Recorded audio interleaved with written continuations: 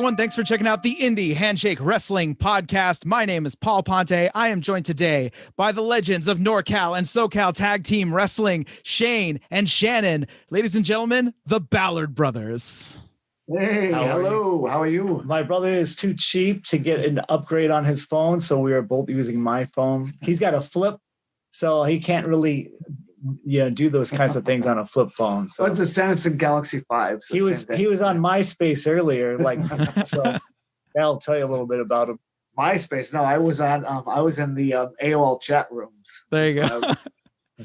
Ask people ASL. That's what you got to do. Congrats on being inducted into the NorCal Pro Wrestling Hall of Fame. That recently has happened.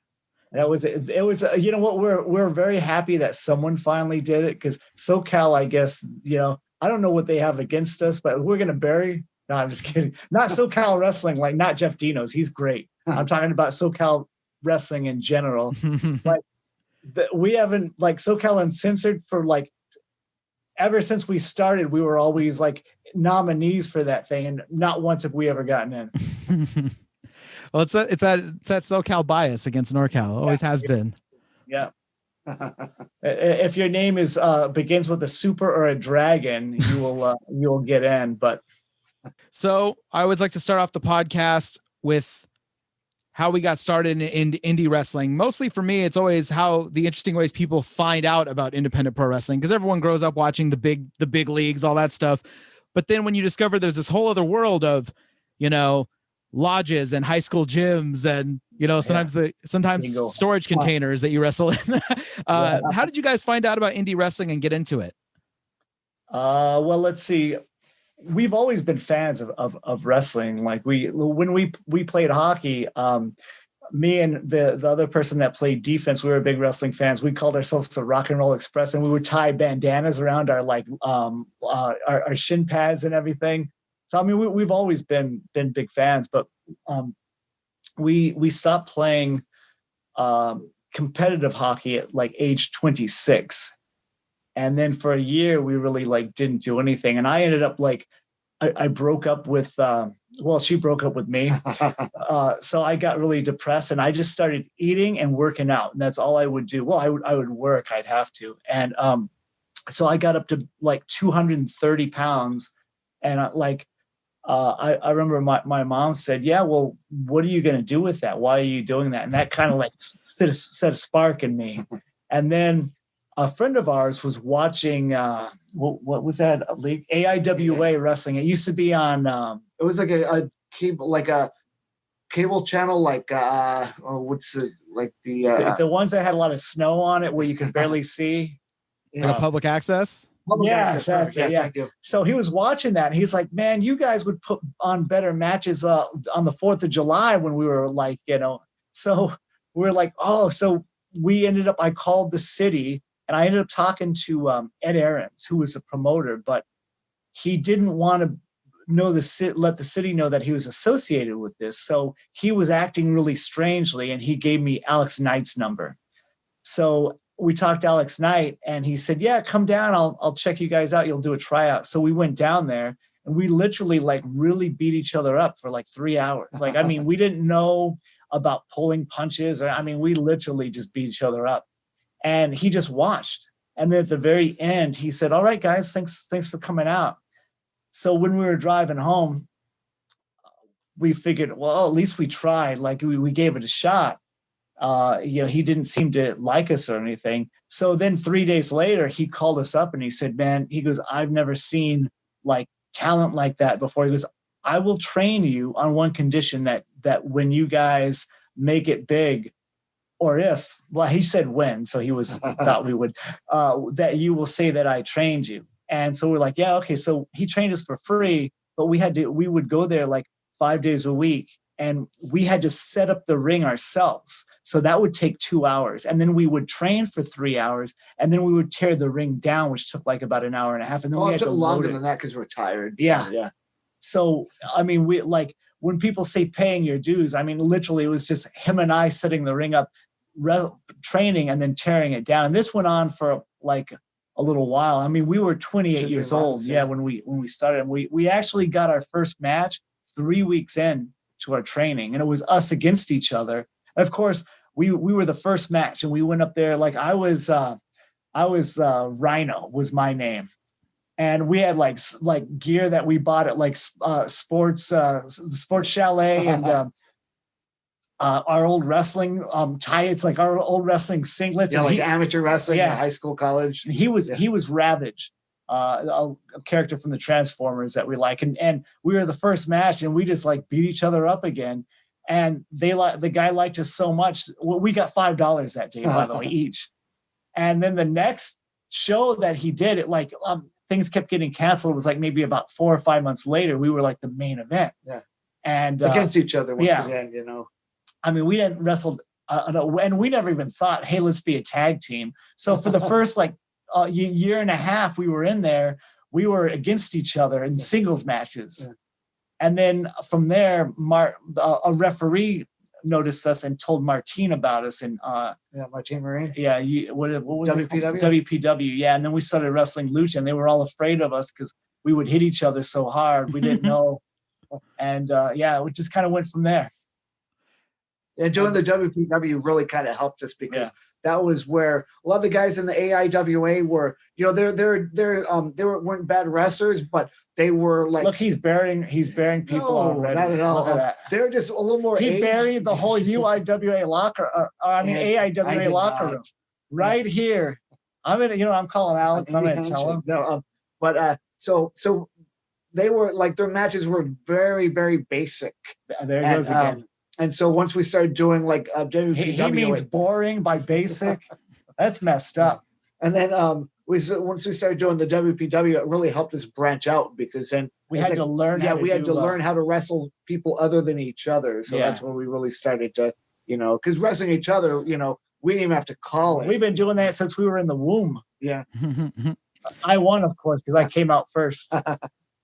And what was that learning curve like when you start wrestling other people and they're like, hey, could you not punch me directly in the face? It's like, well, it was very difficult because when we trained, we our first year of training, we did we were like self-taught. Really, Alex Knight would tell us different things to do here and there, but he didn't really get in there and like really, really work with us, but he really helped us out. He guided us, but we kind of we're self-trained a little bit. And then, when we started training in Lucha Libre, none of the guys would work with us because they were if they were in line next to one of us, they would literally get out of line and go to the back until it was him and I working against each other, and no one spoke English. Oh. So because during the training, Martine wouldn't go, and the trainer didn't speak English. I mean, very, very little. So we had to learn all the moves and all the spots and everything. We had to learn in Spanish, which was actually good because it helped us later on in especially our career. With memory. Yeah. I remember when we first started doing American style matches, we're used to doing 3-fall Lucha Libre matches where we had to remember all the spots. That would be the only way at the time. And nothing made sense in Lucha, so we had to remember all these things that made zero sense. Yeah. And so when we would do the American style matches, they seemed so easy to us because it's like, even if it had, we only have to remember finishes, one fall. It's like, that's it. That's you guys aren't going to do more, right? Yeah. So Lucha really helped us, to kind of combine. That was one of the things that we did starting out, as we combined the two. Yeah, we were actually one of the very first people. I'm not going to say we were. I don't even know, but it's like in SoCal, we were one of the first. That's why we were sought after a lot in the beginning, was because we did a mixture of both, and then we kind of combined them. And again, we're in Lucha for a while. We were I wore a mask, and he was still Ravage. And then eventually I got the mask taken off, which I got $50 for from Martine, which he literally was crying when he was peeling off those $10 bills because I love Martine's a good guy. And so then we decided we called ourselves Los Rojos Locos, which is the crazy redheads, the crazy reds. But the fans, they would call us the Wetos Culetos, which I'm not going to tell you what that means because it's a PG-13 show. Lucha fans will always have a different name for you than what your actual name is. But the funny thing was, then we from there we got picked up by they were called it was called IZW. Yeah.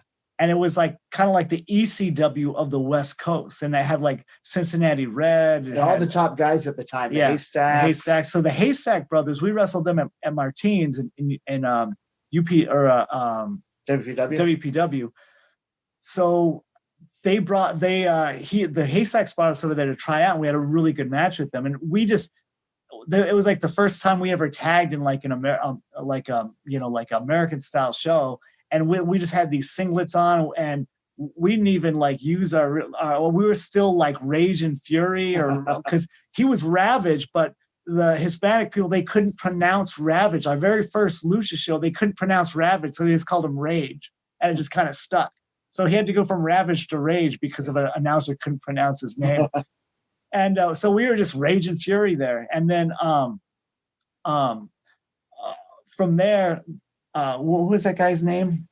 Johnny Payne? No, not Johnny Payne. It was the other guy. He was like Johnny.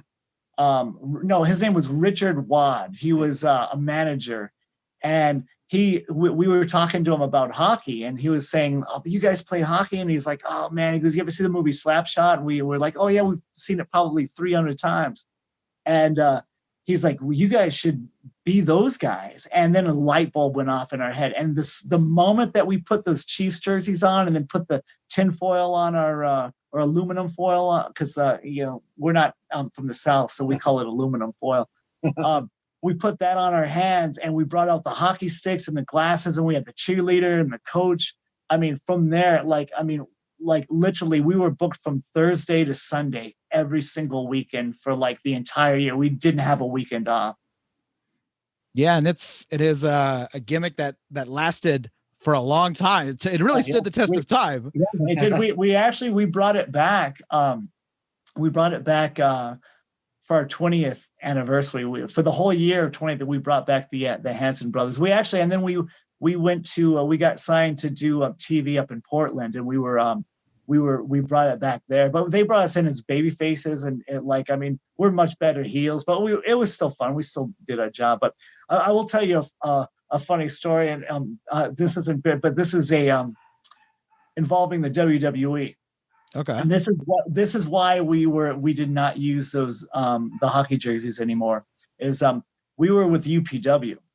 UPW was they were a developmental territory for WWE, and they had, I think it was 10 guys on the push list. It was like John Cena was one of them, like Frankie Kazarian, Samoa Joe, him and I, and another team called Hardcore Inc.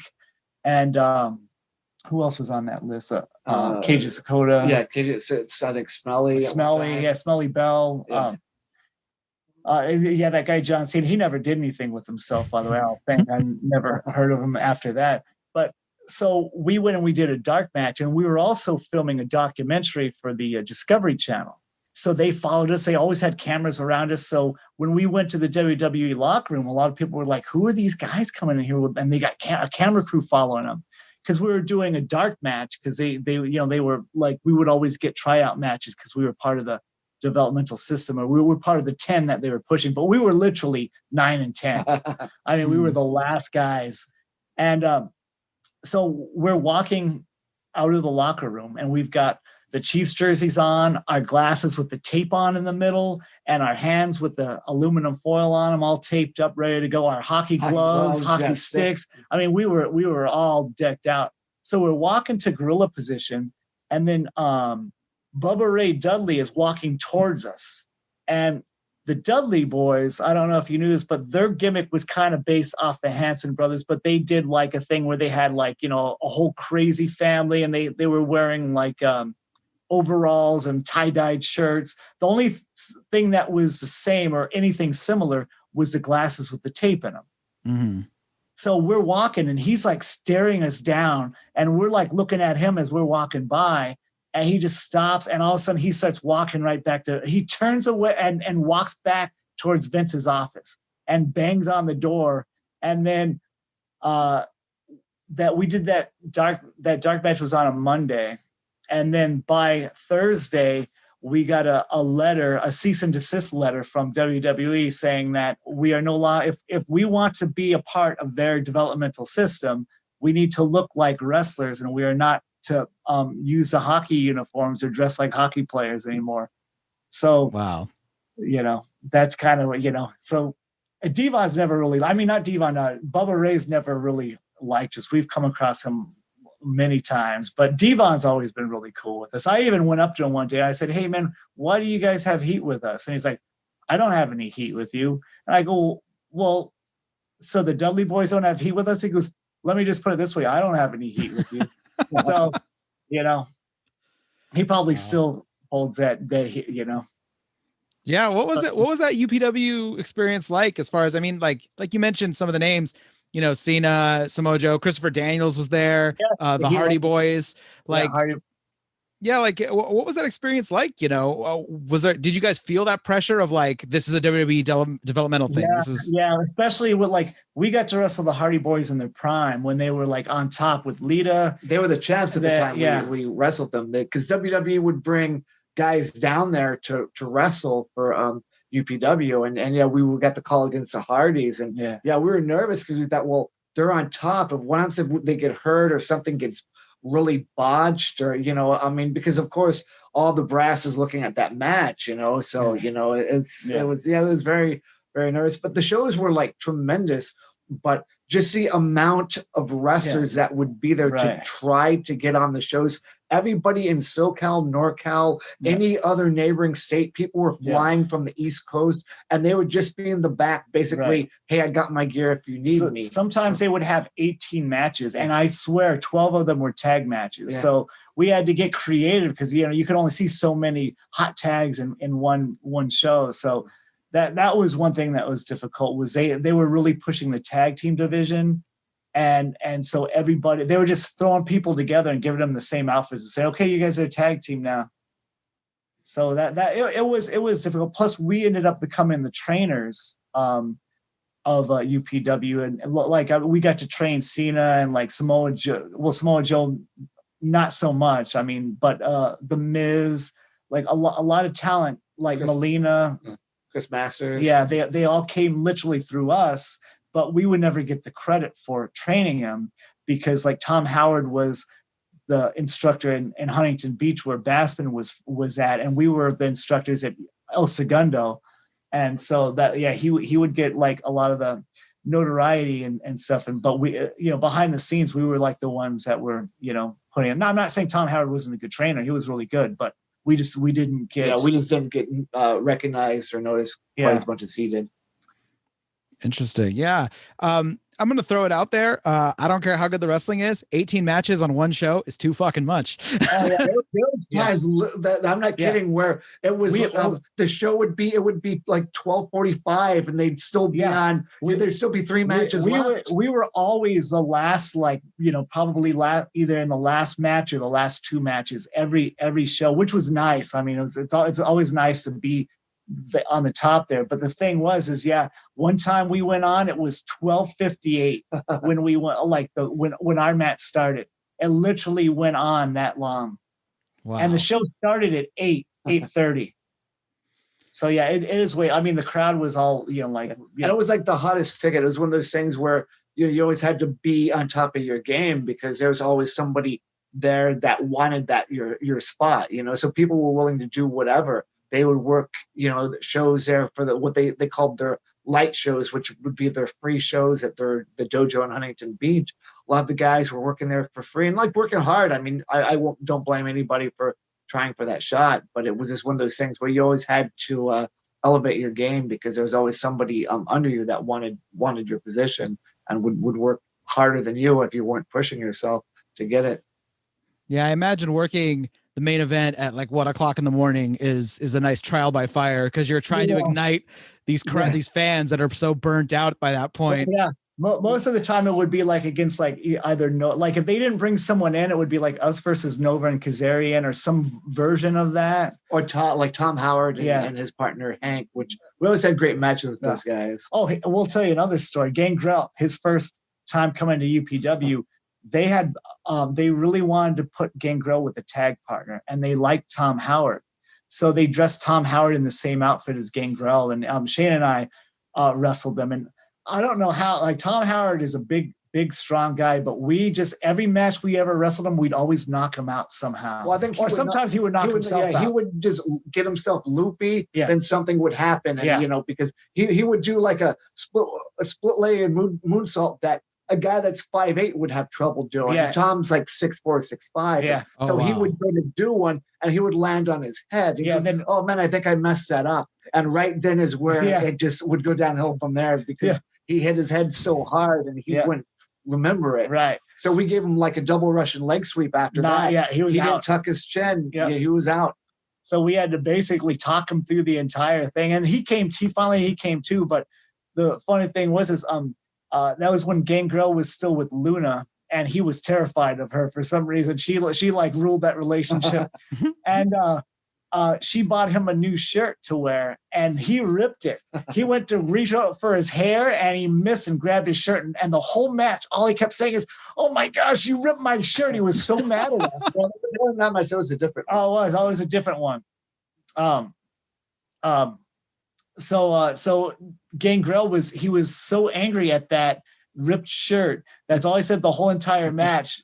That he was going to get in trouble, and so the match was fine, but it's like anytime we ever see him, he still tells us that we owe him a shirt. I was gonna say, with him mentioning that they wanted Gangrel to have a tag team partner, I thought you'd see Billy Blade in the corner just like rubbing his hands. Yeah. Well, the cool thing is Billy used to go to all these shows, and we talked to him there, and there was one of those things where he always told us, "I'm going to get my league going. I'm going to bring you guys in," and then he always held his promise. He always brought, but also that match with Gangrel, when we knocked Tom out, and he was able to do the finish, and he was really loopy in the back. And I remember seeing him like maybe a half hour later at a Chevron, and he was like, "I don't even know how I got here, bro." And I was going, "Oh, you know how you're getting home?" Because I'm driving. And I was like, "Oh man," I was like, "You probably want to call someone, Tom." Yeah. Well, back then the cell phones weren't really as prominent. Yeah, because we had like the double down was somehow he was going to end up on the sitting on the top rope, and I was going to go up there to suplex him, and he was going to I'm sorry, I was going to go up there to do something. He was going to stop me and then give me like a Frankenstein, and that was a double down. And so I had him in a chin lock, and I'm going, "Okay, you ready for the Frankenstein?" He's like, "What's a Frankenstein?" And I was like, "Oh man, we need more time." So we threw him outside. Let our Swag was our manager, so we let him put some damage to him. And then finally he came back too, and he's like, I'm just like, "Let's go to something else." So I think it was like a double clothesline or something, but it all worked out in the end. Yeah, there's been some stories from people we've interviewed on here, like Wildstorm. You guys know Wildstorm. Yeah. He did a whole, like, I think a battle royal and a regular match the whole time with a concussion. And at the end of the night, he just sat there like with his arm against the entryway. And they were like, "What are you doing?" He's like, "I'm waiting for my music." And they're like, "Nah, man, show's over." Yeah. Oh. We may or may not have been responsible for that concussion that night. There you go. How about, before we journey that further NorCal, I want to stay in SoCal for just a little bit longer. So you mentioned UPW being the hot ticket item at the time. Eventually you guys would join up with the Rev Pro guys, and then PWG, which ended up becoming the heir apparent hot ticket in SoCal after UPW. So what was that experience like, as far as, first Rev Pro and then Pro Wrestling, Pro Wrestling Guerrilla? Well, I'll say for PWG, like it was the first show was very difficult for us, but we were very excited because we got to wrestle Scorpio Sky and Quicksilver, who we really wanted to wrestle for a while. But we had this crazy schedule, and we had Sarah Del Rey with us the whole time. She actually drove up there and then drove back, but we had a show. The PWG show was on a Saturday, like at noon. Yeah, noon or 2 o'clock. Yeah, something like that. And so we had a Friday show up in Northern California for BTW. And then we had a Saturday night show up in Northern California again for BTW. So we did on Friday night, we did the BTW show, and then we drove all the way back to do the, and I mean, we took turns sleeping in the car. We drove all the way back to make it to the PWG show. And then as soon as the PWG show was over, I mean, we pretty much stayed in gear and then drove all the way back up to the BTW show and did that.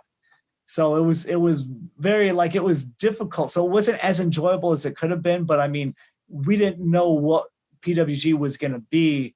I mean, we had a just feeling though. I mean, just the crowd and the way everybody was working so hard for it. You know, you could see it was, you know, it was a monster getting ready to take form. Yeah, and also a lot of people were canceling on them on the first show, and like, I mean, Joey Ryan and Super Dragon wanted us on the show, and we knew them. We didn't want to let them down, so we're like, oh no, yeah, they thought we were going to cancel too. We're like, no, we're not canceling.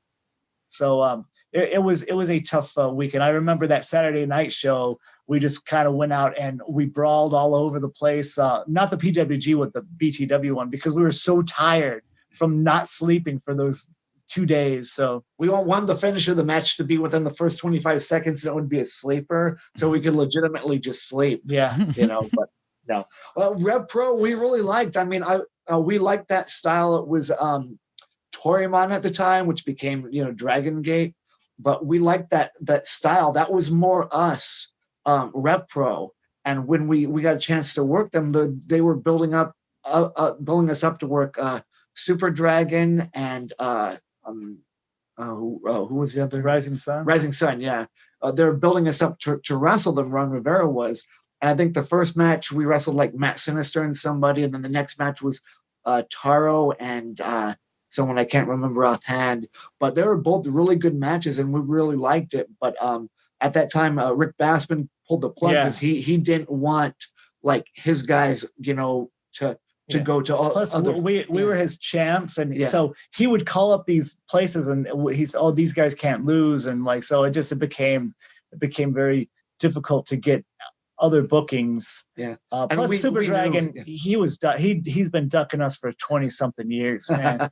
That guy, I'm telling you. Yeah, I always liked Super Dragon. We always used to joke around back in the AOL days. I remember one match that he had, I called out a heart punch, and he actually did it. Yeah. I was in the crowd there, and I was, you know, because he asked me to come down and watch.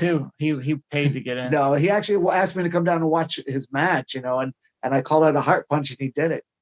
But I mean, we could see Rick's point too. I mean, at that time, especially with UPW being as hot as it was, we knew then that, okay, well, we definitely were enjoying our time with UPW. Now he's putting down Rev Pro. He's saying they're not big enough. They're not big enough for UPW. No, I would have loved to have done a program. He wouldn't do it. Because that's like Super Dragon is one of the only guys, when you think of like some of the top guys in SoCal, that we never actually worked. And we trained with him back at WPW. He used to train. So, you know, it was one of those things that we've never got a chance to work him. You know, he's one of the only guys in SoCal that we probably never ran a program with. Yeah, some of the guys I've interviewed on here, guys you worked with, Talwar, Top Gun Talwar, Disco Machine, Taro. I talked to them on here, and they all like have like great stories about the Rev Pro and then PWG stuff. And I don't know, I always loved it. And the matches are hard to find because of course the promotion in England decided to call themselves Rev Pro. So now every time you look up something about Rev Pro, that's the one that comes up. And it's the whole thing. But there was a PWG stories was like we were wrestling Samoa Joe, and I think it was at the time it was like Pinoy Boy, but TJ Perkins and Joe, he was in his ROH days, and he was a little bit reckless at the time, and he gave me he had this move in the corner where he's in the corner and I run to charge him for like a clothesline. He catches you and kind of gives you a SCO, like a rock bottom kind of thing. But he threw me down high, like on the back of my head, and then I rolled over, and I'm supposed to take a kick from him, like where he does that thing where he like runs up and kicks you as hard as he can in the chest. But he kicked me literally right in the jaw, knocked my cracked my tooth, and literally like put me out. So Shane had to finish the match. Like I was coming too, but then it's like I was just they didn't want me to get back in there. And I think CM Punk came out and put water on me and then kind of helped me to the back. And I don't remember getting back there or whatnot. So they wanted to book a revenge match because the internet knew that I got that I got my tooth chipped and all that stuff happened from Joe. So the PWG was big on like trying to keep real life if there was something on the internet that was hot, they wanted to use it. So he booked a return match, me versus Samoa Joe, like a singles match. And that was on a Sunday. and a Saturday night, it was a Saturday or Friday, I can't remember. We had a match, and this was a match where we forced UPW to spend $1,500. We didn't get paid $1,500, but it was with Hardcore Inc., and it was a tables, ladders, and chairs match.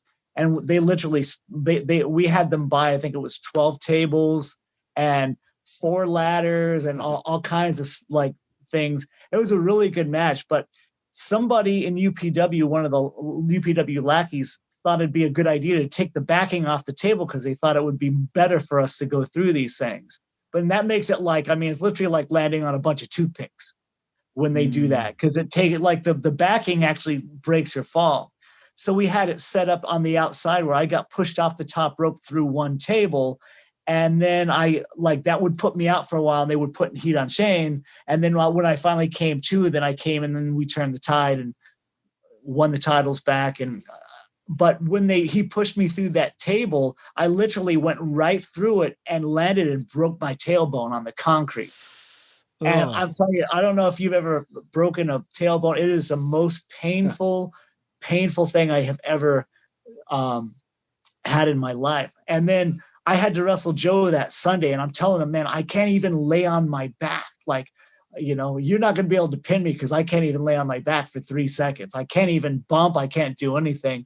So we still did the match. Of course, he made me bump a couple times, but I ended up winning. He was the ROH champion. He was so respectful and felt so bad that he actually said, I beat him by DQ, but at the time he was on top and he took the fall because he was like, I owe you that. So that was something really cool that, it was a respect thing because we did a lot for him. So that, he was giving back. And nice. I let him have it a little bit. I was very stiff with him that match. So if you ever find that match on wherever PWG tape it was on, all the punches and stuff were really tight, and you could tell. So let's venture forward now up the coast to Northern California. I saw you guys plenty of times. You guys were no stranger to NorCal. There's a reason you're nominated for the Hall of Fame up here. You guys are up here pretty much just as much as you were down there. So what was it like?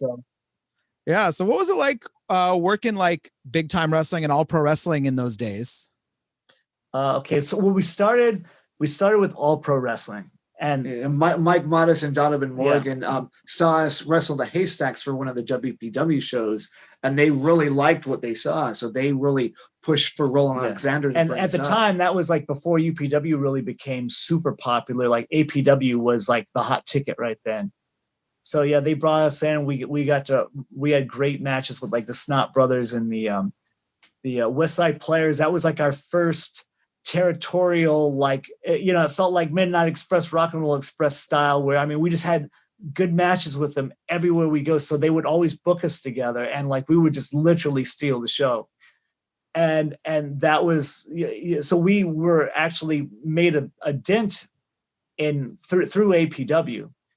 And then UPW did this thing because we were still working for APW all the time. And then UPW, we were actually the champs there for a little bit. Yeah, UPW had this angle because we were in UPW as well. They had this angle where they invaded APW. Yeah.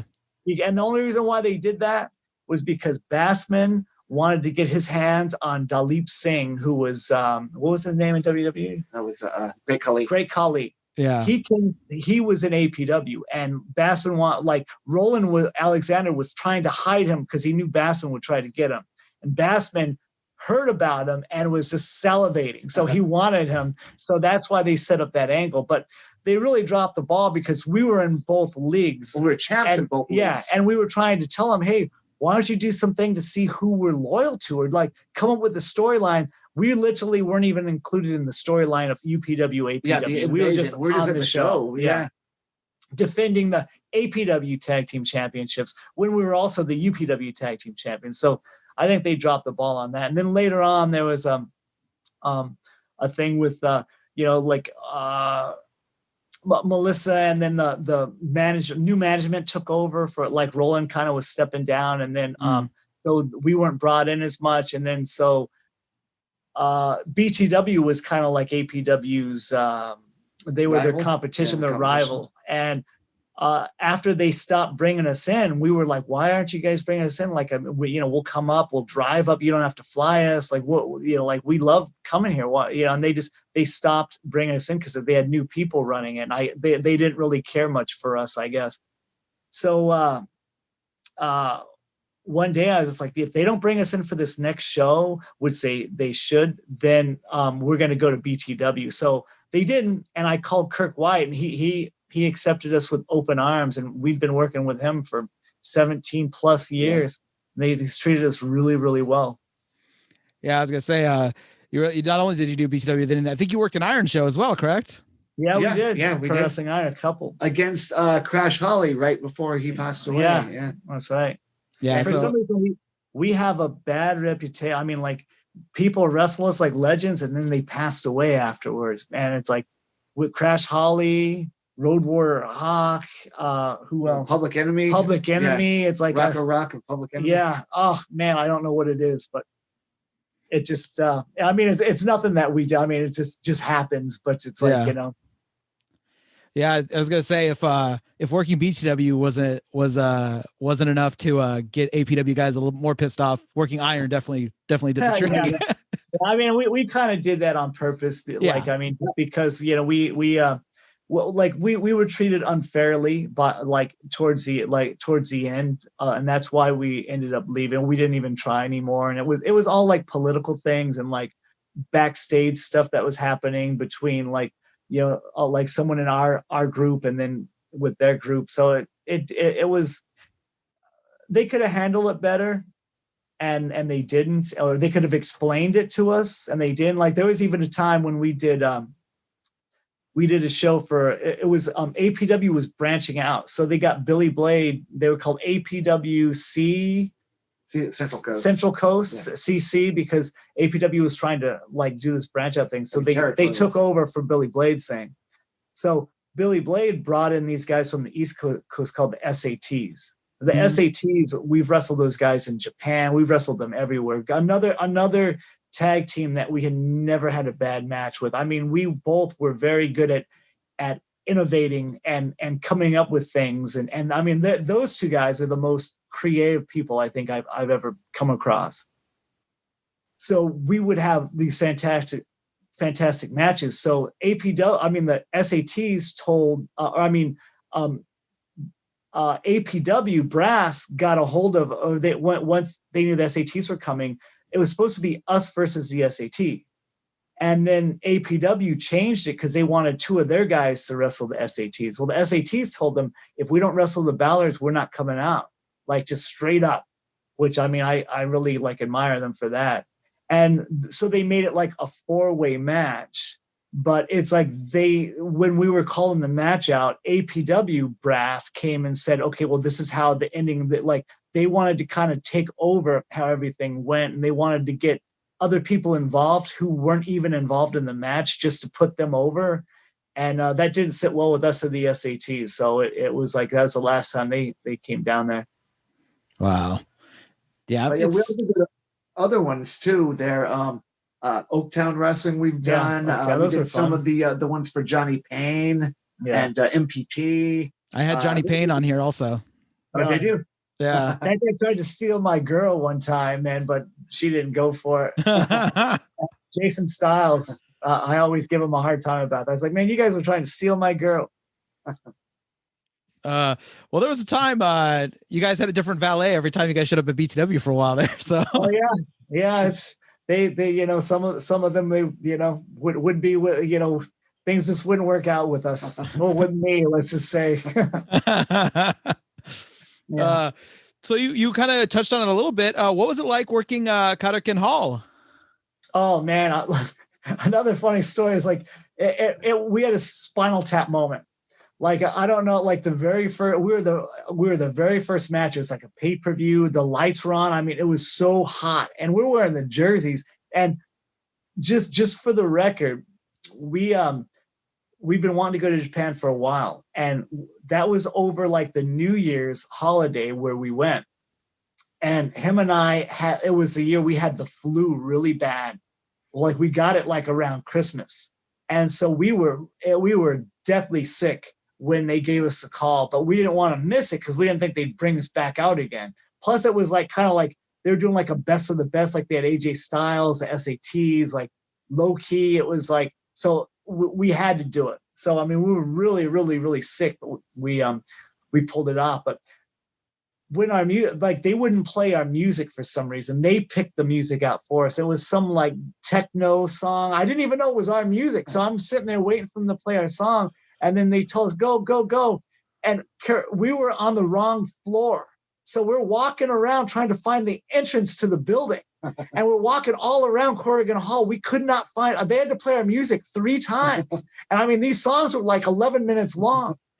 So it took literally like almost 20 minutes for us to make it to the ring. But that's just because we got lost and nobody was there to help us. No one told us, oh, go this way. So yeah, we that was quite an experience. I mean, we started off the gate like, just on the wrong foot. Yeah. Well, it's an amazing venue, and we signed the wall and everything like that. It's just, to be able to wrestle in a place like that. I mean, it's such a privilege. Bucket list item was checked off the bucket list. And did you find when it came to your style, did you have to change anything for a Japanese crowd versus? I will say we made a very bad mistake, and I ended up I got some unexpected advice from someone who's not even in the wrestling business that made me really think about this. But what we tried to do is we went to Japan. We tried to wrestle the Japanese style when we got there, thinking that's what they wanted to see. But then a guy, Masahori, who is like a big, I mean, he's like everybody in Japan and like the a US, super fan. Yeah, super fan. He told us, he's like, yeah, you guys, they expected to see what you guys do. Like, like it would be like a Japanese wrestler coming to America and then trying to do a whole different style when everybody there wants to see what they did in Japan.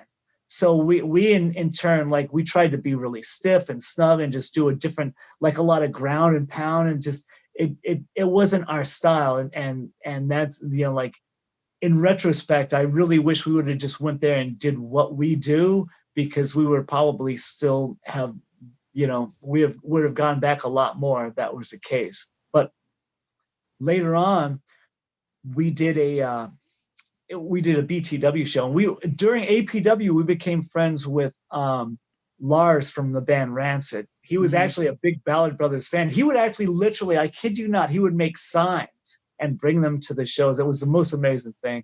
And he gave us all their CDs, and he never even listened to them.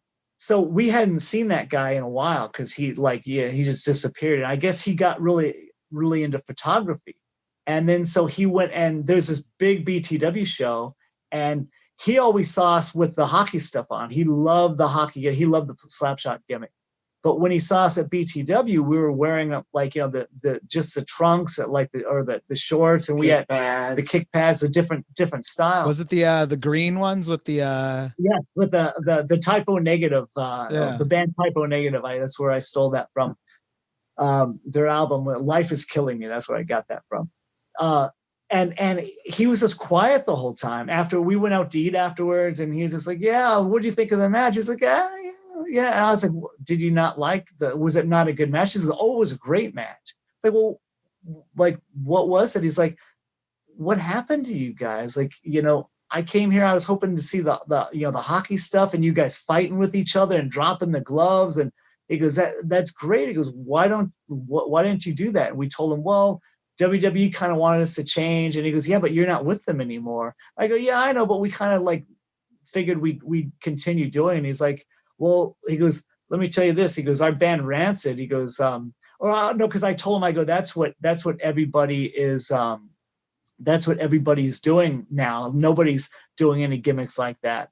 And so then he said, yeah, he goes, well, you know what? He goes, our band Rancid is a punk band. He goes, right now, punk music doesn't sell. It's not very popular. Right now, R&B is the most popular music. He goes, do you think that if we came out as Rancid and we tried to do an R&B album, he goes, not only would we not get any new fans, but he goes, we would lose all our old fans. He's like, you should never change who you are. And I was just like, man, that stuck with me the whole time. And I was just like, wow, he's right. We tried to change, and that was like when we would go to Japan, we tried to change, but and we should have just been who we were. Yeah, I feel like you guys are. It's kind of refreshing because, especially guys who've been around the business for a while, like you guys, that you're so willing to like take advice or just feedback from people who aren't, in the business, quote unquote. Because so many wrestlers are kind of like, well, they don't know what they're talking about, so I don't listen to them. You know what I mean? Like that's. Yeah. So I don't know. I just appreciate that different perspective.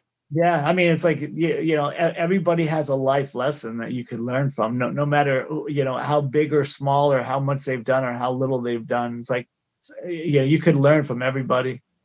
So you guys have been in a great position as far as the independent scene goes, because you were there when it was hot in the beginning of the 2000s, and then it started. Now all of a sudden nobody's drawing, and then now we were before COVID, we were nearing another nice boom point. It was like independent wrestling became, like, right before COVID, became very, very popular again. Yeah. So let's talk about the differences between now and then, not now COVID times, meaning now about a year ago. And when you guys start out, because like you mentioned before, we're not going to have our guys lose at, this other show when you're our champs. No, you can't work BTW if you're working for APW, but that's not the case anymore, is it? Right. No, not. I mean, there are still some isolated places that still try to do that, but for the most part, I mean, they're starting to realize this is independent wrestling. We're independent contractors. Nobody in independent wrestling is paying anybody enough to say, hey, you can only work here. And I think people are finally starting to get that. I will say this, like, from then and now, like, then things were just a lot more fun. We would go on these tours and just have these amazing times, and people were more like laid back, and like people would go out drinking. I didn't, but he would drink all the time. But people would drink after the shows, and people would go to eat bad. But nowadays it's like everybody wants to eat the same way. Nobody goes and drinks alcohol or does anything, but just drinks water. Or back then it was a little more you could go you could it was fun because you would go and you do the show, and that was your job, and it was your job to do the best that you could. But then after the show, like Bo Cooper would tell you, we would have after parties in the room, and go to these crazy things afterwards, and bars where you get hit with the bar stool. I mean, we that's the thing. Like, even now, like a lot of wrestlers and just the style now, people are still let's go to one show, then the next show, then the next show. A lot of times, it's good that you're doing it and getting your name out there, but sometimes, I mean, you see that the world's largest ball of yarn, pull over to the side of the road and take pictures with it. You gotta be able to, when you do this, I mean, it's not forever. The traveling that everybody gets to do. I mean, enjoy it. Take as many pictures with as many people as you can, so that you have these memories to hold on to, and just remember, like when you stop. And I couldn't tell you how many towns we went to. A lot of people happened. Yeah, they'll drive and they don't want to stop. They don't want to get, let's just drive straight to the show. Like, we will leave extra early or even a day early and get the hotel ourselves to go do something, like go on like a steam train in the woods, or like whatever we could do that's out there. I mean, we would, our objective was to go out there and wrestle, but we would enjoy the ride. It's like, it's a journey, right? It's like, it's not about the destination, it's about the journey. And so we would make sure that we enjoyed the journey and did everything that we could. Like in New Mexico, there were these supposed these springs that we were supposed to go check out, hot springs. It was literally like, we thought they were messing with us, because it was like the Blair Witch Project. You had to go through the woods to get to this place, and we could hear everybody and all these people, like college people, laughing and everything, but we never found them. It was like they were hidden, and then we would end up in the same spot we started from. We're like, how did we get here? So then we would try to do it again, and like after 4 hours, we just when we came back, cops were behind your car, and they said, "What are you doing?" Because it was a small town in New Mexico. Right. He shined the light on us. He goes, "Oh, you were the guys on the show." Yeah. He goes, "Man, there's a bunch of kids out there. They're probably smoking pot." He goes, "Let me kick them all out so you guys could enjoy it just by yourselves." And then, we had to. He wanted us to sign a picture for like his daughter or something, but which was nice. Yeah. And yeah, so like those days, like those things that we miss. And I think that's one thing people nowadays don't do is they want to get to the show, put their headphones on, think about their match because they've got way too much planned, and they don't enjoy the aspect of it. Where like for us, I mean, we have pictures and all kinds of like memories, and like whenever we go to Northern California now, like we just went to San Jose to my brother's house recently. We did all our normal stops. Like we take the 152, and there's the Casa de Fruta. So we always stop there. And I end up going to Casa de Wine.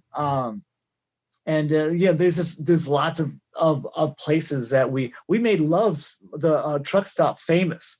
Every single wrestler now goes to Love's because of us, because we would buy college football jerseys there, and that was no matter what, whether we had to stop there or not, we would always stop there. So now that's like everybody. I was like, oh, you're going to Love's? You mentioned a bit about the differences in that aspect. What about the differences in, as far as, especially because you were training wrestlers at the time earlier in your career? What about like, you always hear old timers now say, oh, these young guys, they have no work rate. They don't sell. They don't do this. They're slapping legs too much. They're doing all, like all the complaints that you hear a lot about younger wrestling nowadays. Like, what is your opinion on it as far as how, the work rate of younger guys is? Yeah, well, there's a lot of talent out there. I mean, like they can do stuff that, I mean, I couldn't even think to come up with. But of course, we started late, right? We started when we were 28. I mean, we're 50. He's 51. I'm 50. No, I'm just kidding. And so you have to learn.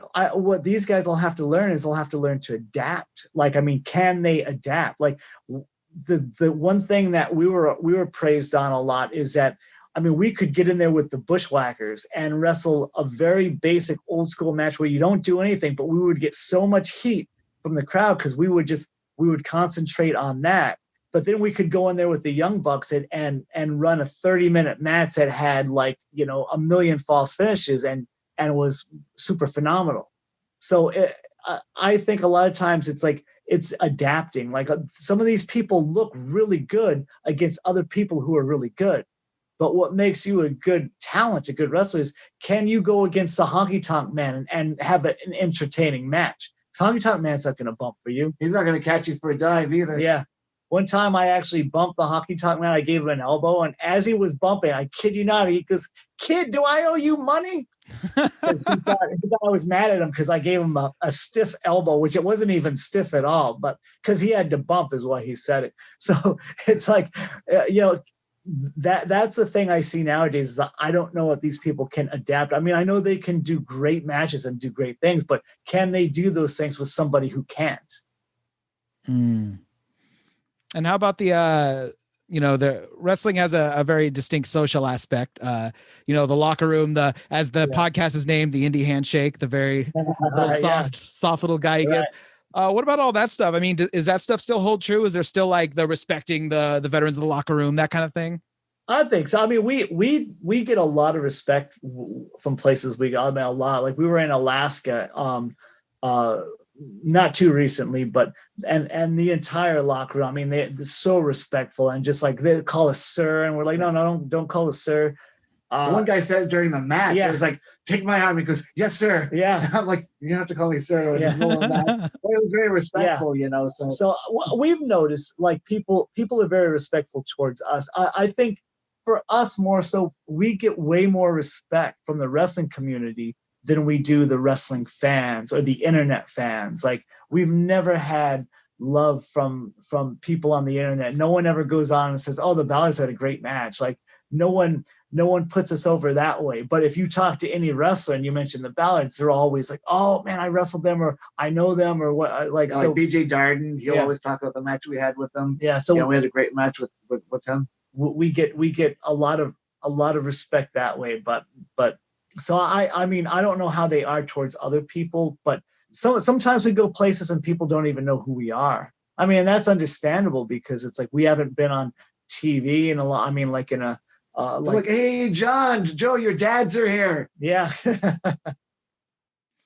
Yeah. Isn't it always better to pop the boys though? I mean, isn't that better? Because they know it. They know what they're watching. Right. One of the things too I see, like for us, we always went based off. A lot of people would say, "Hey, could you watch my match and critique me?" Or if we saw something. But I see a lot of it now. People will just start saying, "Here's what you should be doing. I've been doing this for, and it won't even be like double-digit years, and they'll be saying, this is what everybody should be doing. If you're a wrestler, you should be doing this, or if you're not doing this and you really don't want to hustle and succeed, it's like, it's better to wait for someone to respect you so much that they ask you for the advice rather than to constantly try to drive it to other people and force it upon someone if they don't want it." Oh, I have a quick funny story. Was the first time we met Colt Cabana. He doesn't want to hear your funny stories. Yeah, he does. Absolutely. We were he had heard of us because like Chris Daniels is from Chicago, and so was Kevin Quinn. Kevin Quinn actually retrained us to do American style because we only did lucha. So he knew of us and really wanted to work with us or work against us. But we were doing an APWCC show, and Colt Cabana was on it.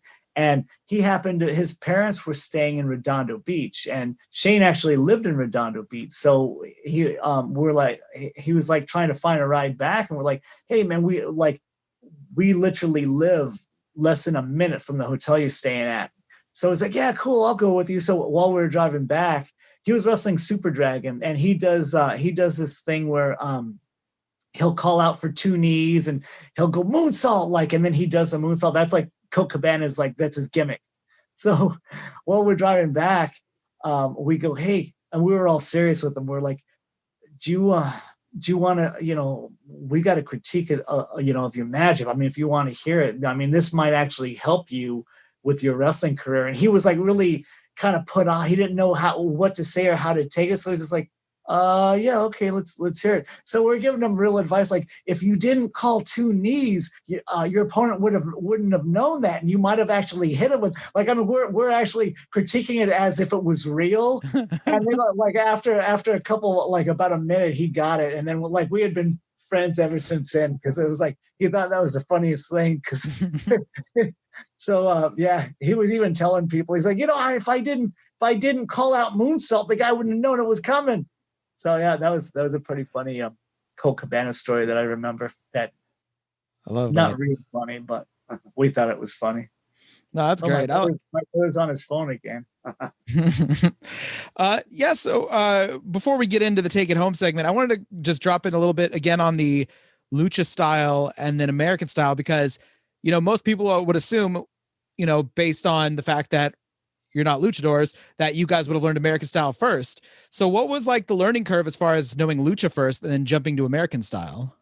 It was just a matter of switching sides, more or less, because lucha, everything's on the right side.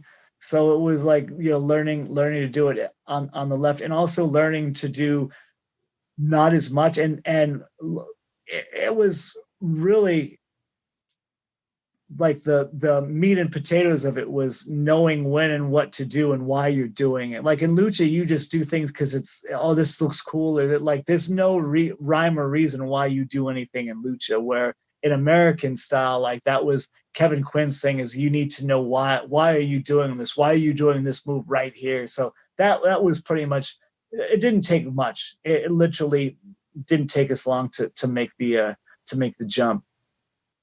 And do you still have your mask? Yeah, we do. We have our Los Rojos Locos mask, and then the outfit too. Yeah, and we have these guys at Chivos. We worked with them so long. They, out of respect, they actually gave us their masks, and it was the one we had a really bloody match with them, and so they actually, the one guy cut me, so I punched him in the nose, and he was bleeding really bad, and they gave us those masks. Do you still have the original one from your first match, from your first few matches?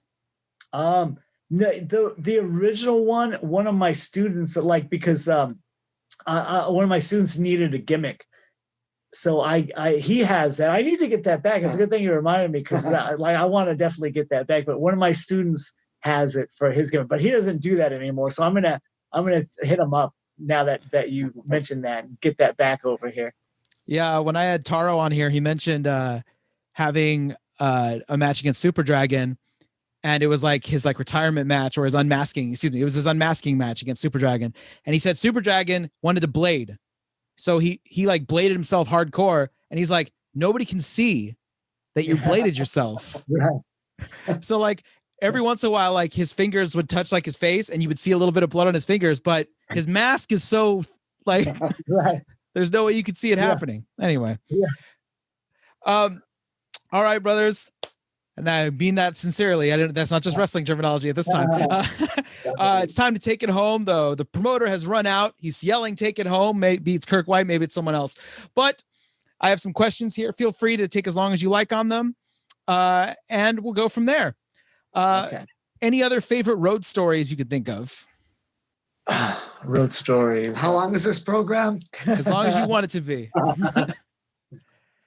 I will say this: Greg the Hammer Valentine is the slowest driver I think on the face of the earth. We were driving with him and Honky Tonk Man, and just listening to them talk. We were in the back seats, and this was like our first like year and a half of wrestling, so we were brand new. And just with the Valentine was driving at 40 miles an hour it was 70 miles on the freeway you could drive, and he was driving 40.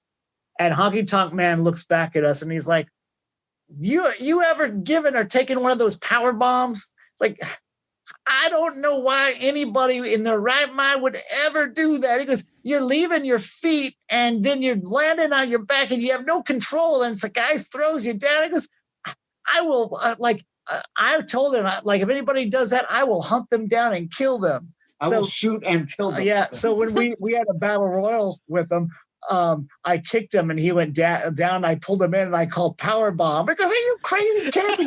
Went backwards. It was just a joke, but ever since then, Honky Tonk Man, we've been friends with him because of that. Yeah, well, another road story too is we did this show. It was a military-based show that we did, but we're staying off base. I forgot what town it was. It was one of the Northern California towns that wasn't good, and it was not a good hotel. We're actually staying in there, and it was so bad that the bed was bowed. Yeah. So the person, there was only one bed and 3 people in there. Yeah. And so the person in the middle, the 2 people would automatically roll onto them. Yeah, it was me, Shane, and it was cheerleader Melissa in the room. And there were midgets on the show too. And they got so scared because people would be knocking on the door every 15 minutes trying to see if you wanted to buy drugs. Yeah, it was a complete really bad drug. Yeah. That was a drug hotel. That people would, that people were living there and like. Yeah. They were trying to open the doors, and they'd start banging on it. And the midgets got scared and they slept in our room. I think there was 3 of them. And one of them pulled out one of the drawers and slept in the drawer. And then the other one disappeared. I didn't know where he was. One of them was sleeping in the bathtub. Yeah. So he had the curtain drawn in the bathtub, and I didn't know it. And I woke up and I was groggy, and I had to draw, because we literally did not sleep. We slept like maybe 45 minutes, and then we had to drive home. And I was so tired. I was like, if I'm going to drive, I need to take a shower. So I reached in there and turned the water on, and I heard, the midget was asleep in the shower, and I put the ice cold water, and it woke him up. Yeah, and he just came running out there, and he pulled down the shower curtain, went down with it, and the pole almost hit him in the head, and he went running out. Oh man, I've never seen him since then. I think he may have ran out and gotten captured by those drug dealers. I don't know. Oh man. Okay. I've considered wrestling not just a physical thing. I think it's a very creative thing. You're putting together matches, you're putting together characters, that kind of stuff. If not wrestling, what would you want to do creatively? And also tell me a bit about Synthetic Mary. I was just going to say that probably. That's crazy that you know that. Man, that's probably I was going to say music is another way for me to get. He's not very musically inclined, but he's starting to get into it a little bit. We're actually going to start to do stuff. But yeah, Synthetic Mary, I've been in Synthetic Mary as we were started in like 91. That shows you how old I am. We actually got signed to like a small label, and there was a bigger label was supposed to buy us, but they never did. And then the small label disbanded. And then we released another CD that took 17 years to finish. And it literally was just me and the singer. Like we played all the instruments because everybody left. So yeah, well, our biggest Synthetic Mary's biggest show to date. We actually played the Whiskey. It was a sold out night, and that was the last gig we ever played because the band just folded after that. Like we were like rising, and then it just fell apart. I mean, literally, that band Synthetic Mary had like somebody once told us, "Y'all are like Kiss. You got like a black cloud that follows you around." And so yeah, we've had some. I could be a whole new segment about Synthetic Mary, but yeah, I played guitar and keyboards in the band, but in the end, I played everything except the drums because there was only two of us left. But probably music I would do. He's a machinist, so he makes parts for like rockets, and he's like the boss. So now he just sits there and tells people what to do. He's got a corporate job. That's why he cut his hair.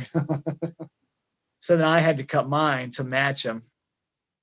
There you go. I gotta keep the gimmick alive, brother. Actually, I had a really good gimmick where he cut his hair short, but I didn't, because whenever we win, which is not very often, we would do the switch. So I was like, I came up with this great idea, like, hey, we'll do the switch, but it'll never work anymore because I've got the long hair and you've got the short hair. So we did that at a BTW show, and the crowd ate it up. They were like screaming, too short hair.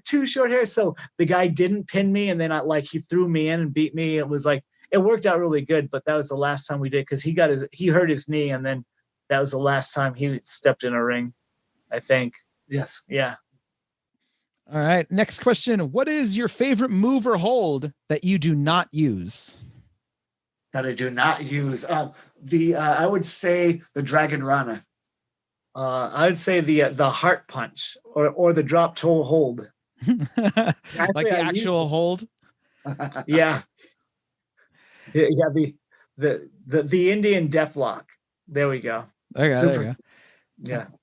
Wrestling fans are different everywhere, but one thing they are a lot of the time is rowdy, especially if there's alcohol involved. What are some crazy fan interactions you've had? Oh man, I had this girl spit all over like my face and hair, and she was really attractive. And this was like in a small town, like up in like the border of Oregon, and I just remember just going, oh, it was so gross, but I was like, she was so pretty. I was like, can you do that again? And she got mad and she punched me right in the face. Yeah.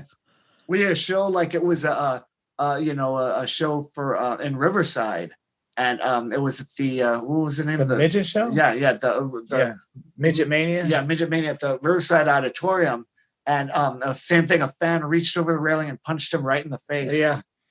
I reached over and pulled his glasses off, and I was gonna like manhandle him, and I was like, then I was gonna break his glasses. Then I was like, no, you know what? My son has glasses, and these are very expensive, so I gave him back his glasses. Wow. No, like I did no harm to them. We had before when we wrestled the Bushwhackers in Eureka, there was so many water bottles that in the ring. Everybody left. They were just throwing. Some of them were full. They're just throwing water bottles and everything, and so. The ring announcer, everybody bailed outside the ring because they were worried, and the Bushwhackers had to go, yeah, you got to leave them to us to beat them up. If you hit them with those water balls, they won't be able to get beaten up. Yeah. So they kind of helped us, saved us. Oh, then in Mexico, that was a pretty good story. Oh man, yeah. Oh yeah. So we went to Mexico. This was the last time we went. Mexicali. Yeah. And we had been going there, and like the promoter told us, like it has never been this full before. Like we got so much heat the first time we went, they had to bring us back, and they paid us in like $1 bills, and everybody was like mad that we actually got, because we got like $50 or something, and everybody else was getting like $5, or I forget what it was, but so we had this feud with this guy, and this guy was like, he wrestled in Mexicali. He was a hometown boy. He was old. He was like probably in his 60s, but he had been wrestling there forever, and he never, like he was a masked hero, and people had his mask on, and he was so into this thing that we had, this feud. It was so hot and so crazy at the time. He said, this is what I want you to do. So we came up with a finish where we actually got disqualified because I go to sunset flip him, and he doesn't go down, and then he reaches down to get me, and then I reach up and pull his mask off, and the crowd, like I had never seen a crazier crowd than this. It was so bad. They all started rushing the ring. They started breaking their bottles and trying to cut us. Yeah, we had to go into and we kind of ruined it for them because we ran. We had to go into the Technico's dressing room. The dressing room, there were 2 doors, right? And it was all one room, but to the crowd, they thought it was 2 different rooms. Yeah. And we literally, like, we just had to run to the door that was open. And people literally were trying to get in the ring. They had 2 security guards.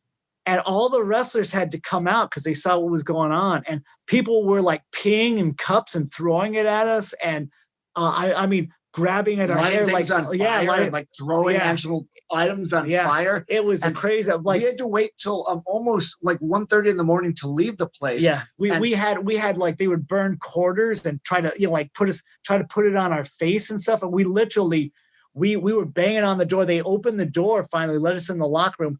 And they were trying to, all the crowd was, I mean, and there was like 1,000 people there probably. Well, close to that. But I mean, like, it was at capacity.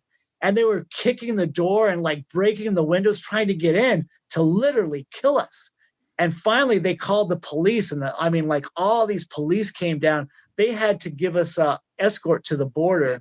But and then what happened was, I had bought, it was like at the time it was like 1997 Pontiac Sunfire, still making payments on it. And when the guy told us park it in front because the security guards would watch it, they see, of course, there's a California plate on there. When we came out, my heart dropped. I thought they spray painted my whole car. But what they did is they wrote all these phrases with dirt in the car. And so we got to the border and they asked us what we're doing. We're like, well, we're wrestling here. And they're like, no. Yeah. He goes, these are the phrases on your car, only what happens when you do a bad drug deal. They pulled us out of the car. They handcuffed us to the chairs inside, like the border. Yeah. And literally, I mean, we had to work at 7:30 that next morning. And we were there till probably 4:30.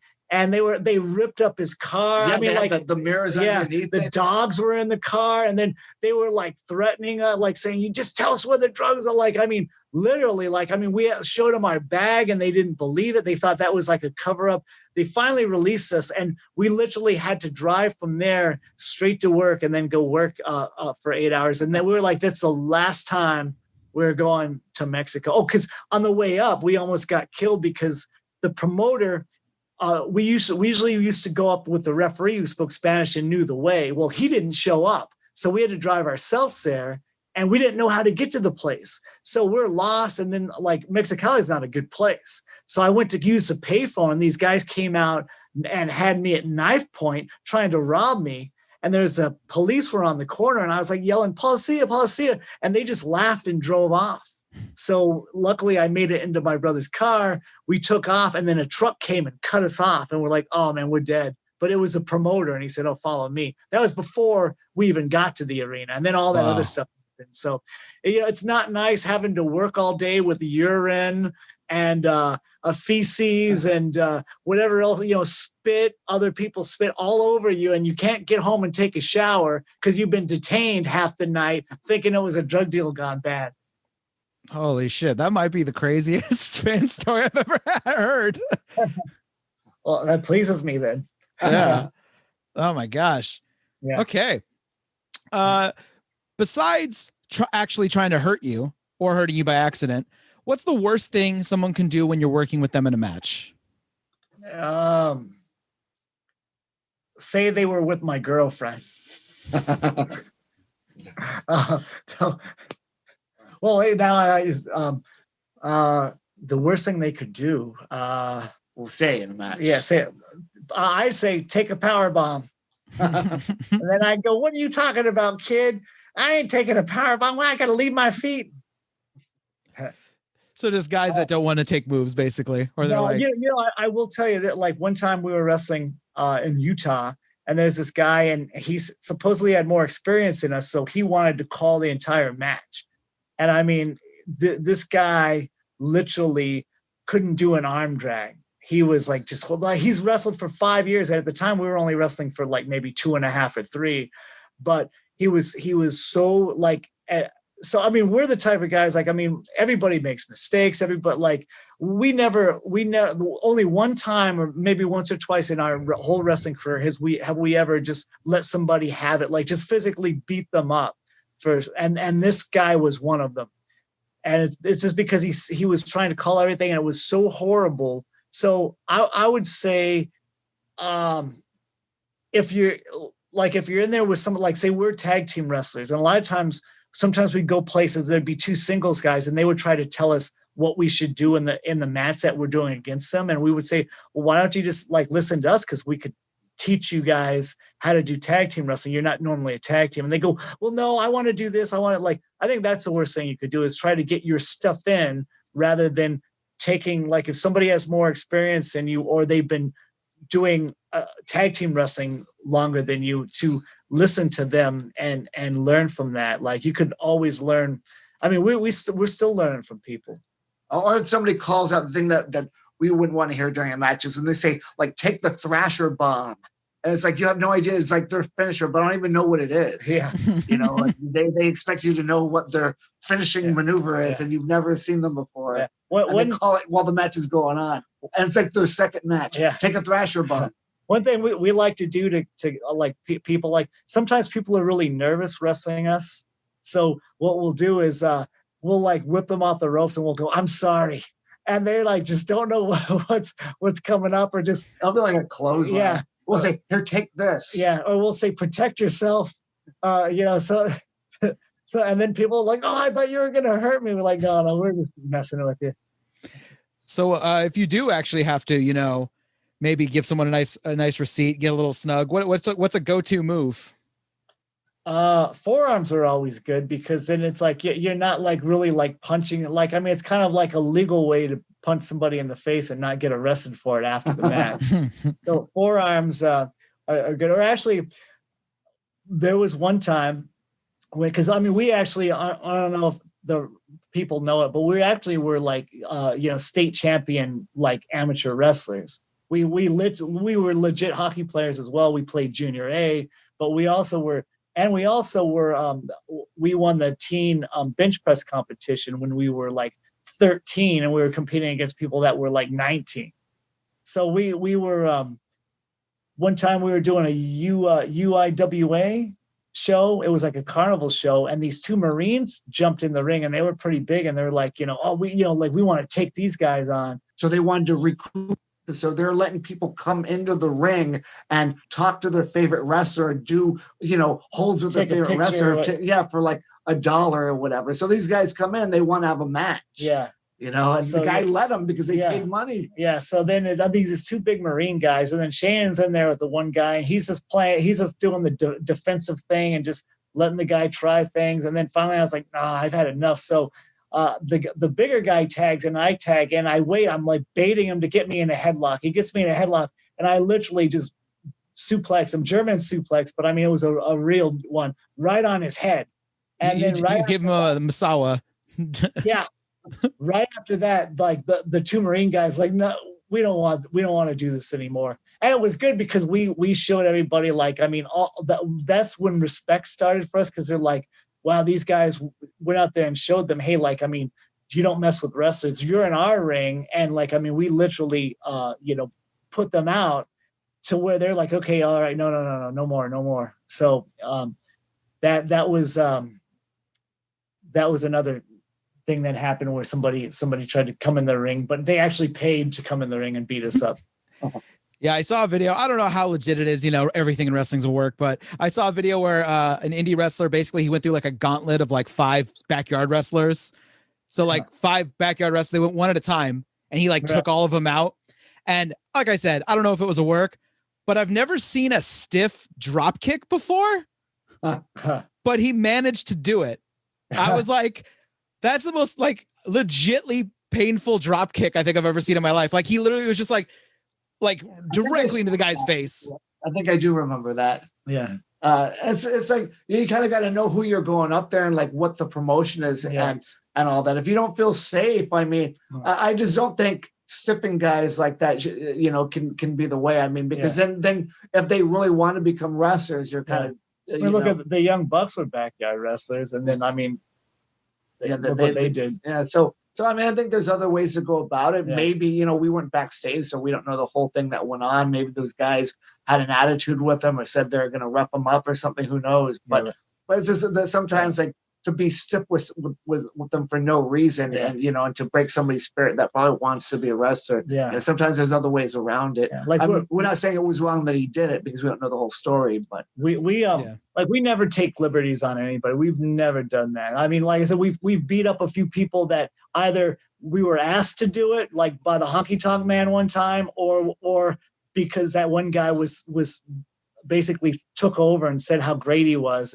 But it was really sloppy. If they're really try to do like a backhand and they hit you in the face and they don't say, "Oh, I'm sorry, that was my fault," then it's almost like they meant to do it on purpose. Yeah, they go to do a spinning back fist again and they hit you with their knuckle like they meant to punch you in the face. That's when you're like, okay, that was in an accident. Yeah. He either shouldn't be doing that move or he doesn't like me. Either way, it's a receipt coming. Yeah. So I mean, but we've never been like, no, we dislike it when people take liberties or advantage of people starting out in the business or whatever it is that they are. It's just something that we've never believed in. We don't like to do, but we are probably the only team probably in the history of wrestling that have told the Stoner Brothers or the Suburban Commandos, whatever you want to call them, to hit us harder because they weren't hitting us hard enough.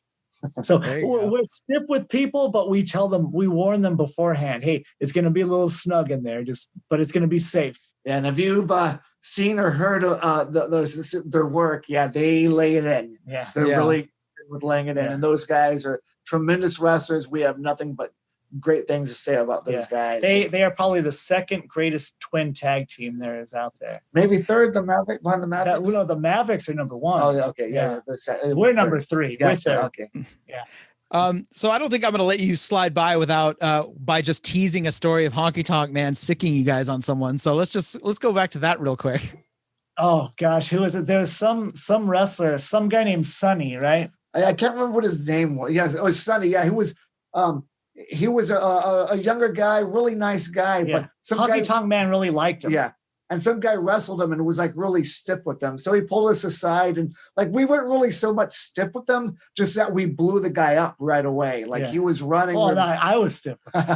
Like we're just making the guy blowing him up, you know, and so we knew he was a guy that was you know. Well, it was the guy that wrestled Sonny the night before was in a tag match with us. So Honky Tonk Man pulled us aside and said, "Can you please do something to this guy?" So we blew him up and then I beat him up a little bit. Well, I wouldn't say beat him up because that sounds bully-like. I let's just say I was very, very snug with him to where eventually at the end, he's like, "What did I do wrong?" And then we kind of told him and then he was like, "Okay." So that was a good thing because he learned his lesson right there. It's like a wake-up call. Right. Okay. And when Honky Tonk Man tells you to do something, you usually do it because, you know. There you go. When's the time you were legitimately surprised by workers in the ring? Either they were so good, you had no idea how good they were going to be, or you just gelled with them immediately. Like you guys everything was just wonderful. Young Bucks for sure. I mean, those are guys that were, the second we got into the ring with those guys, we knew that that those guys were going to be superstars because it was such an easy match to gel on. We called quite a bit, and they were just you could tell they were definitely the team of the future from them. Yeah, Hardcore Inc. We've gelled with SATs. We've never had a bad match with Frankie Kazarian in any aspect, whoever his partner was. Yeah, same with the Stoner Brothers. There's just certain teams like, and I think that's like even with B-Boy. I mean, we're very good with him when when we were both fairly new is where we would counter each other's moves. A lot of people weren't really doing that, but I mean, we're good at scouting people and seeing what they did and then coming up with the counter to that. So that, something that would be creative that people hadn't seen, at least in that area before. Right. West Side Players were another one, the old APW, we had great matches with them. And then even the Hardys too. Yeah. We've had, but I will say, the most matches we've ever had with a single team, with a team before, like it was the Bushwhackers for a long time. We actually wrestled those guys all over, but then I think in 2005 that was overtaken by the Tribe or the Native Blood, which is a Steve Navajo warrior, he had Gallo as his partner, and then he also had now he has John Lyon, Hawaiian Lion, as his partner. We wrestled those guys probably close to, I would say, 200 times, maybe more. And a lot of times we don't even talk about it because we know each other so well and we gel with them so much that we all always have a good time with them, but we always have a really good match. Yeah. And we don't even have to, we could show up right when the match starts, not call anything, and we could still do all the things that we did 2 years ago with them because we just we flow with them. Yeah. Has a booker tried to stiff you on money? And if so, what are some fun excuses they've given for doing so? Oh man, I've got a funny story. I don't know if he does too, but there was there's this one show we did, and this guy, like, first I always do this thing with people in the car. Whenever somebody new gets in our car, I'll start backing up. Like if I'm backing out of something, and I roll my window down and put my arm down, on the side of the door. And then I slam on the brakes and smack the side of the car. Usually it's a rental car, just in case I smack it too hard and something happens. And they always think that we hit something. Like, oh my gosh, and then they get all freaked out. And then I'm like, oh, I'm just kidding. So we were driving this big, we rented this big, we had like Hardcore Kid, this guy KG Sakota, a lot of people with us. So we had like a 7-passenger, like a SUV. And we did this show. Was it Northern California? I think it was like maybe Northern California. A lot of some of our students were with us.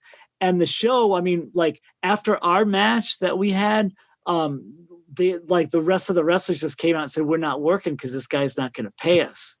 And so the guy got so scared, he actually left.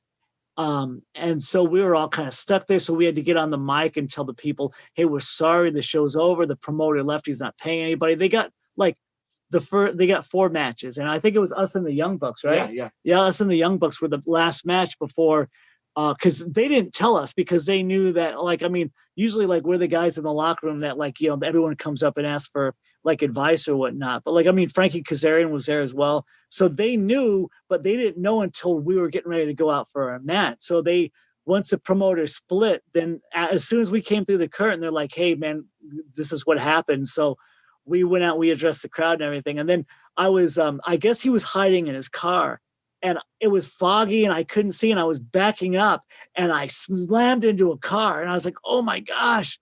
And then everyone thought I was kidding. They thought I smacked the back of the car. And I was like, no, I got to go leave a note. And everyone's yelling at me, no, let's go. So it ended up damaging the other car. That car happened to be the promoter's that he was hiding in the car. So it was kind of like a, karma, but it was unexpected karma, for did you have one? For promoter, not a lot of times Martine would always pay us with hot dogs and Cokes. The crowd wasn't what we thought, it's like, we have sandwiches though. Yeah. We had that a couple times. Here's a Coke. Yeah. What's the hardest you've laughed at an indie show? Oh my goodness. It was an indie show. It was actually for UPW. Oh yeah, that's a good one. It was this guy.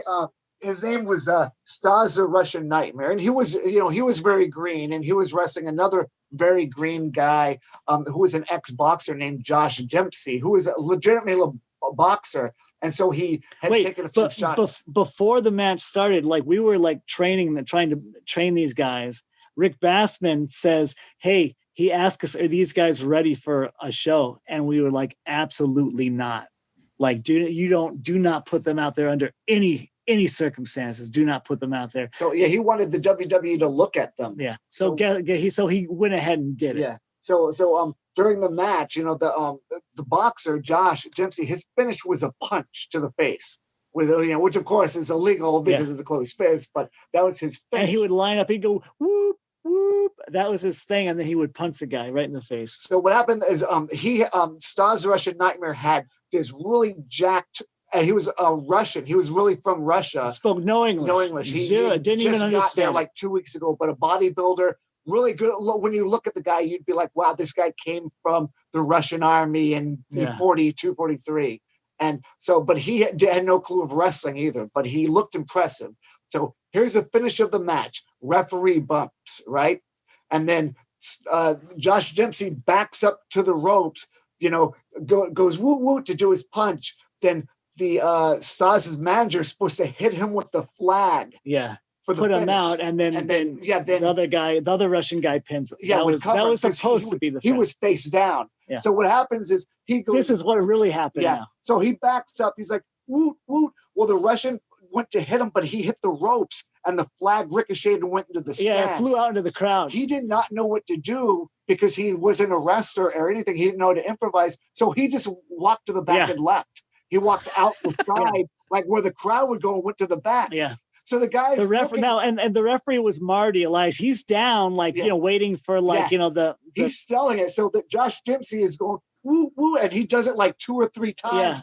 And literally like a minute pass, and he's just going uncomfortable amount of time. Yeah. So all of a sudden, Josh Dempsey. Well, the referee gets up finally because he's all of a sudden he looks around and sees what happens. Yeah. So Josh Dempsey's trying to look slowly over his other shoulder. The referee comes and pats him on the back to tell him to change the finish. He takes a huge bump. Like he was shot out of a cannon. Lays on the mat, and then the other guy just jumps on top of him to pin him. So he had to count 3. Yeah. So it was just... I think it was like that Simpsons episode, like when the guy fell that was cleaning Monty Burns' window, and he's in the shower and he's laughing, and then the next day he laughed for like 3 days straight. It was like that. I mean, I could not stop laughing. Yeah. So like literally, like when he looked back, he didn't see the referee there, so he thought that hand on his back was a flag hitting him. And it wasn't a stiff; it was somebody putting their hand, laying their hand on his shoulder to whisper in his ear, "We need to change the finish." Yeah, and he just went and made this like noise. And I mean, it was like the crowd did not know what to think. It was like I would have hated to have been the match that followed that because the crowd was so confused. They did not know what to think right then and there. That was the greatest finish I think I've ever seen in my entire life.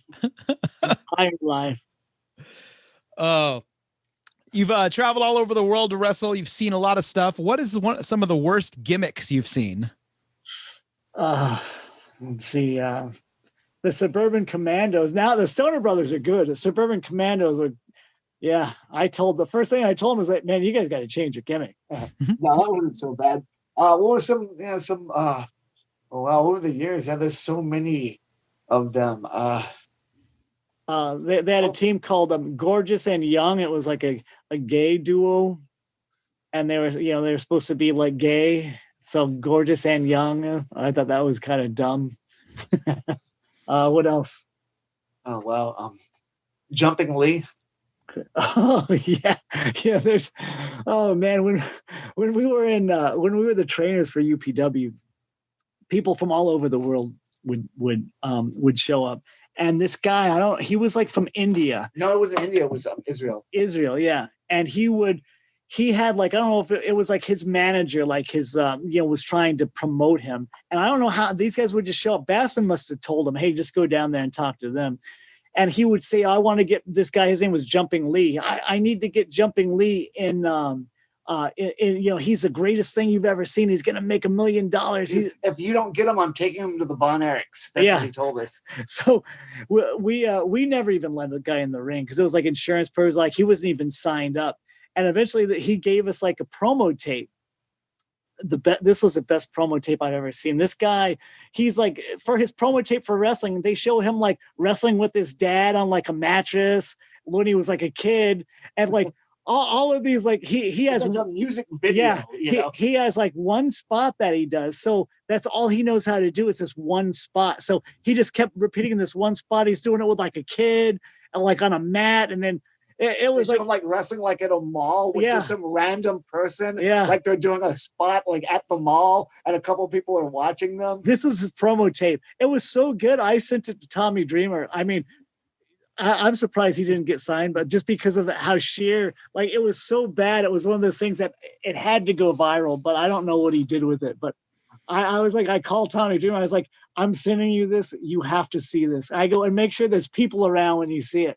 So it's the greatest, a promotional tape ever made. I'm not doing it justice. I'm really not. I mean, like if you would have saw it, you would be doing the Monty Burns laugh still. When you're working various indie shows, you get to work with, you mentioned a bunch of them: Honky Tonk Man, the Bushwhackers, the Road Warriors, that kind of thing. Quote unquote names. Was there a time that you worked on a show, not necessarily in the same match, maybe they were just in the same show with you? You worked with guys that acted like they were bigger than the show, just rubbed you the wrong way, really came across like just try to big time people around them.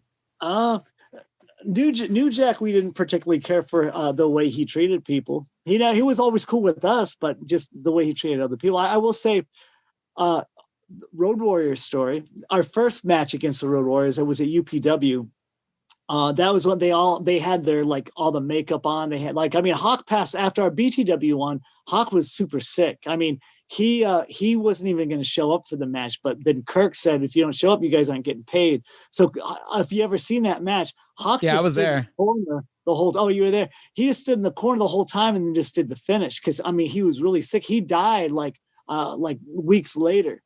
But the first time we wrestled them, it was a dream come true. They had their, What a Rush music, and they came out, and I had goosebumps standing across from them. And they came out to the previous UPW show, and they wrestled Hardcore Inc. And Hardcore Inc. was Hardcore Kid, Aaron Aguilera, and this guy Justin Sane, who's like a legit shoot fighter. He's like friends with Tito Ortiz. So I don't know what happened between Hawk and Justin Sane, but they started really fighting in the I think Justin Sane or Hawk had to walk by Justin Sane because there was you couldn't get past the corner, so he had to walk around where he was standing, and so Justin Sane kicked him right in the head. So he jumped up there and they started fighting, and they had to kind of break it up. So Road Warriors didn't want to wrestle any independent shows anymore. But Rick Bassman actually said, I got these other guys. It was us. So Hawk got really drunk before the match because he thought the same type thing was going to happen. But we had a really good match with them. But Hawk was so drunk, he wasn't feeling what we were doing to him. So he wasn't selling anything. So we literally had to just hit him with everything that we had. And he's a big guy. But towards the end, he was starting to feel it. He was like, it was and we weren't doing it to be mean to him. It's just that that's the only way he would be able to register. And not only that, but he could have probably killed both of us if he wanted. So we get to the back, and after the finish, I'm telling the match was really good. And we get to everyone's clapping when we came to the back, and then they come to the back and they go to their locker room, and Hawk looks like he's very upset about he's not saying anything. He's not giving anybody fives or anything. He just walks straight to the room. Animal goes back there to try to calm him down. Then he opens the door really hard, and he's like, "You guys," he goes, "in here now. I need to talk to you right now." So I was like, "Oh no, here it is." We're actually our idols. Yeah. Wrestling our idols. And I was basically I was signing my will away really quick, and we get in there, and he shuts the door, and he's like, he all of a sudden he looks at us, and he gave us a hug. He's like, "I have so much respect for you guys." He goes, "I deserve that." He goes, "I deserve every bit that you gave me." He goes, "I'm so sorry. I didn't know how you guys were." And then after that, they started getting us on shows and taking us on tours, and he really meant what he said, which was really, really a cool thing. That was we were very, very afraid at that moment because we thought Hawk was going to beat us soundly. And Hawk and Animal would probably have, they would have probably literally ripped one of our heads off. Well, there's I can't remember his name offhand, but we wrestled them. It was what was before would be what was before PWG. I can't remember. It was Paul T's promotion. I can't remember the name of it, but we wrestled one of the guys there, and he was a Repro guy, and he was that was Nightmare or something like that. Yeah, he wrestled. It was him and Piloto Suicida, and I'm not sure if you heard of Piloto Suicida. I've seen him. That guy is amazing. And we kept telling the guy, let Piloto call the match, because we were listening to Piloto too. And, so the guy was like, no, and he called everything, and Piloto just kind of threw his arms up. And the guy wanted to call the spots. He had to say this was an American show too, not a lucha show. He wanted to jump over this railing that was probably from the ring. He wanted to stand on the top rope and jump from the ring into the crowd over like a wooden rail, that not a guardrail, but like a legit like wooden rail. I think it was at the El Rey Theaters where it was. And we're like, are you sure you could do that? And he was so arrogant. He's like, yeah, what, you don't think I can? And so then we're like, no, it's not that. We just don't care about your safety. Of course, he went short and just, rammed his stomach on there. But it was one of those things where, show you how the guy was. When we told him, okay, we're going to put the heat on you, he stood up and he stopped because we're talking about the match. He goes, wait a minute. Stay right there. I'll be right back. He went and got the promoter and he came back. He goes, now say what you just said to me. I was like, okay, we're going to do this, and this, and we'll put the heat on you right there. He goes, see what I told you? And Ponte looked at him and like was confused because he thought put the heat on him meant when we're going to beat him up. Yeah. So he did not even know what put the heat on. Oh, wow. Yeah. So he was a guy, I mean, we kind of had high hopes because we knew he was a Rev Pro guy and we knew Ron was very good with training and it was not Ron's fault at all. I mean, it was just one of those guys that just had an attitude that I came from Rev Pro, so I'm better. All the Rev Pro guys were good and we had tons of respect for them except for this one guy. But unfortunately, I don't remember his name at the time, but yeah, he was hard to work with. Wow. And with that, I come to the last question. This is the touchy-feely question of the podcast. It is your pure joy in wrestling. It is the thing that, whether it be before, during, or after the match, it gives you goosebumps. It happens, and you're like, this is why I love this business. I would say for me, I put a lot of the stuff together. So for me, it's like, if I have like a vision of the match and I have like a vision of where it's going to go, and all of the players involved like do exactly as I envision it, and then the match comes out really, really good, or like the story was told and the crowd gets it.